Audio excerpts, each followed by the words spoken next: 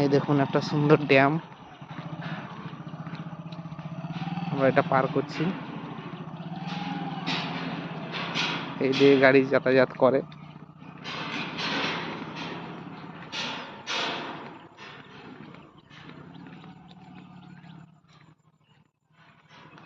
এটা আগেকার অনেক তৈরি, এখানে মানুষ হাঁটাচলা করে পার হতো।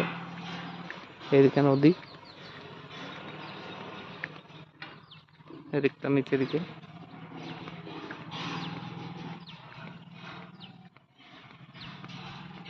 অনেকটাই রাস্তা, এর ওপর দিয়ে ক্যানেল গেছে এবং নিচের দিকে এই নদীর জল কিন্তু পাস হয়ে যায়।